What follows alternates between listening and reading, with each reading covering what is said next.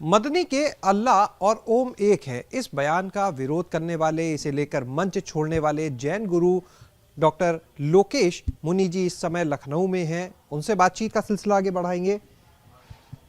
लखनऊ आप आए हुए हैं इस समय, अयोध्या भी गए दर्शन करने के लिए। पहले लक्ष्मण नगरी, आजकल बड़ी चर्चा है लखनऊ को, लोग कह रहे हैं लक्ष्मण नगरी, लखनपुरी इस नाम से जाना जाए, ऐसा कुछ किया जाए। क्या बात है। देखिए, लखनऊ लखनपुरी तो एक बहुत बड़ी खूबसूरत विरासत लिए हुए हैं। एक ऐतिहासिक नगरी है। यहाँ की मेहमान नवाजी की दूर दूर तक चर्चाएं होती है और इन वर्षों में मैं देख रहा हूँ कि ये नगरी बहुत तेज़ी से विकास कर रही है। मैं कुछ समय पहले भी आया था और अभी आया हूँ, उसमें काफ़ी बड़ा बदलाव मैं देख रहा हूँ और अच्छी बात है। और चूंकि अयोध्या का रास्ता यहीं से गुजरता है, वायुयान के द्वारा जब आते हैं तो इसलिए आज यहाँ आना हुआ। मूल तो अयोध्या जाना था और अयोध्या हम गए और वहाँ जाकर के हमने प्रभु श्री राम के दरबार में, भगवान आदिनाथ के दरबार में, हनुमानगढ़ी में, सब जगह हमने ध्यान किया, हमने प्रार्थनाएं की समाज के, देश की खुशहाली के लिए, एकता और अखंडता के लिए, विकास के लिए। अगर बात करें तो जिस तरह से एक बयान था अल्लाह और ओम को एक कहने वाला, आपने मंच भी छोड़ा था इसको लेकर। अब अगर बात करें उत्तर प्रदेश में, आप हैं यहाँ पर, समाजवादी पार्टी के एमएलसी हैं स्वामी प्रसाद मौर्य। पिछले कई दिन से चर्चा चल रही है, रामचरितमानस की कुछ चौपाइयों को लेकर भी बड़ा विवाद उठाया जा रहा है। देखिए, जब जब चुनाव नज़दीक आते हैं तो राजनेता अपने हितों के लिए, अपने स्वार्थ के लिए इस तरह के एजेंडे चलाते हैं। ये तो देश की जनता को देखना चाहिए कि ऐसी कुछ अनावश्यक बातें जिनकी कोई ज़रूरत नहीं है, ऐसे बहुत से श्रेष्ठ कार्य हैं जो करणीय हैं, उस पर ऊर्जा लगाएं हम।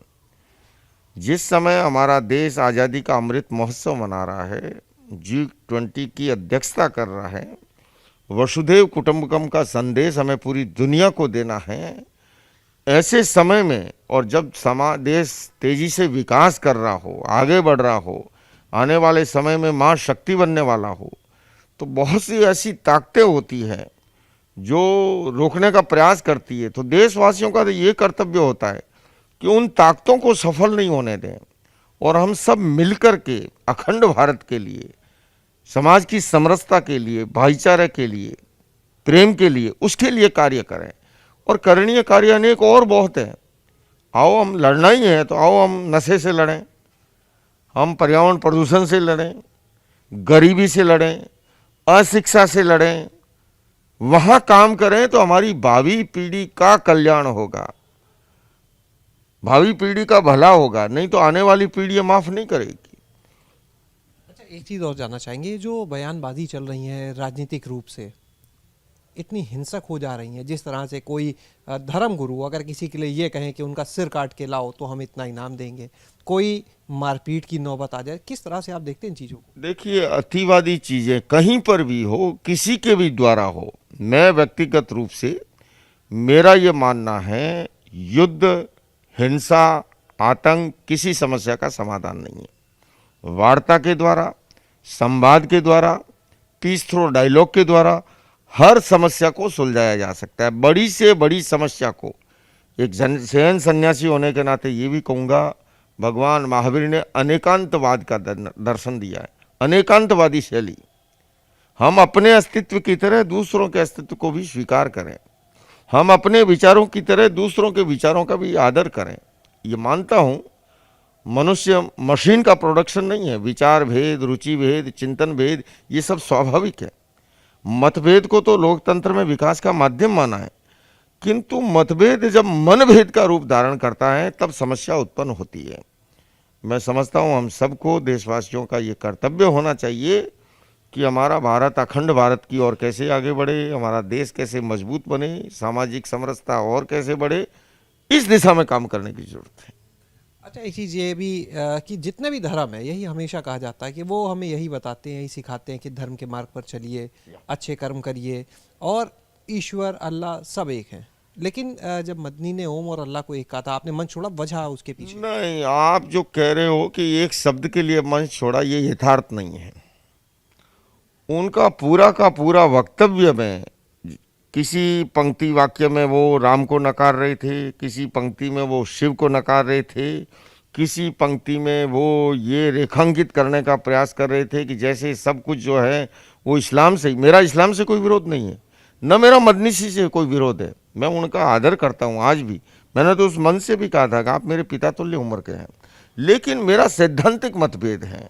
जिस चीज़ का कोई आधार नहीं, जो तथ्यात्मक नहीं है, जो इतिहास की दृष्टि से सही नहीं है, अगर मैं प्रतिकार नहीं करता तो सामने लाखों की पब्लिक में गलत संदेश जाता, समाज में विघटन बढ़ता, नफरत बढ़ती, अलगाव बढ़ता, है ना। तो वो उचित नहीं था। सभी, केवल मैंने अकेले नहीं, सर्वधर्म के सभी ने, जिस समय सनातन के गोस्वामी सुशील, उनसे पहले ही बात हो गई थी हमारी, उन्होंने कहा नहीं आप इसमें विरोध व्यक्त कीजिए, हम आप हमारी ओर से, और हम एक साथ यहाँ से निकलेंगे। वो सिख धर्म के चंडोक जी भी यही बोले, बौद्ध धर्म के भिक्खु सुमेधो जी भी यही बोले। तो सर्वानुमति से ये, और मैंने उन सब का प्रतिनिधित्व करते हुए बात रखी और वहाँ से एक साथ बिता हुए।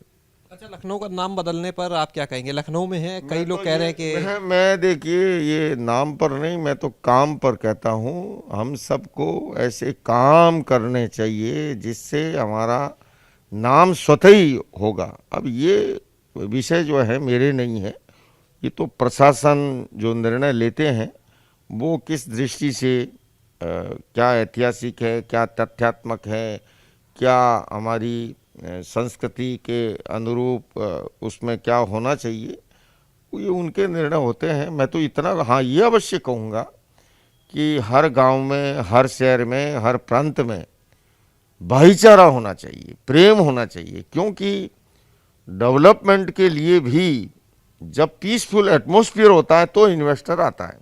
अभी आपके यूपी में बिजनेस इन्वेस्टमेंट समिट थी, है ना।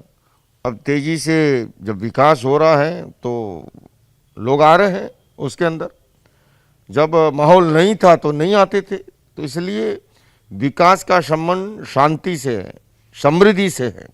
तो हम सबको समाज में जितना पीसफुल एटमॉस्फेयर होगा, जितना सौहार्द होगा, भाईचारा होगा, समरसता होगी, उतना ही समाज भी और हमारा देश भी आगे बढ़ेगा। अच्छा, एक सवाल ये कि उत्तर प्रदेश के मुख्यमंत्री योगी आदित्यनाथ जी हैं, योगी हैं, एक मठ के महंत भी हैं, तो वर्तमान में इस प्रदेश में जो भी चीज़ें हैं उनको आप कैसे देखते हैं?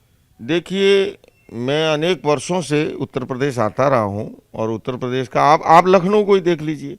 मैं कुछ महीनों पहले, साल पहले भी आया था, अभी आया हूँ, मुझे बहुत बदलाव दिखाई दे रहा है। मैं अयोध्या तक गया, वहाँ पर भी बदलाव दिखाई दे रहा है। हालांकि सब कुछ एक दिन में खड़ा नहीं हो जाता है, लेकिन मैं ये कहूँगा कि उनकी प्रगतिशील सोच है और वो प्रदेश को आगे ले जाने के लिए भरसक प्रयत्न कर रहे हैं, और उनसे प्रदेश को भी आशाएं हैं, देश को भी आशाएं हैं। तो और एक ही जब योगी मुख्यमंत्री मिलता है, मैंने अनेक बार देखा, मेरा काफ़ी उनसे संवाद परिचय रहा है समय समय पर। बल्कि उनकी पहली विदेश यात्रा जब हुई थी तब मैं पहले से वहाँ था, वहाँ भी हमारा मिलन हुआ था। यहाँ पर भी महावीर जयंती के अवसर भी मिलन हुआ है, भविष्य में भी होता ही रहता है। तो मैंने सदैव पाया है कि वो कुसुम की तरह कोमल भी हैं, लेकिन प्रशासन के समय वो वज्र की तरह कठोर भी है, और तभी जो है नेतृत्व सफल होता है। तो हम तो सभी एक योगी के लिए, एक सन्यासी योगी के लिए शुभकामना कर रहा है कि वो और अधिक प्रदेश को आगे ले जाने में सफल बने और उनका कार्यकाल यशस्वी बने, यही भावना है हमारे मन में। बहुत बहुत धन्यवाद। तो ये थे हमारे साथ में जैन गुरु डॉक्टर लोकेश मुनि जी, जिन्होंने बताया कि किस तरह से उत्तर प्रदेश की जो तस्वीर है वो बदल रही है। अयोध्या में रामलला के दर्शन करने के बाद वो यहाँ पर आए और एबीपी गंगा के दर्शकों के लिए खास बातचीत की।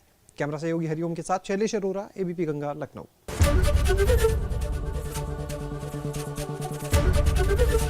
एबीपी गंगा, खबर आपकी, जुबान आपकी।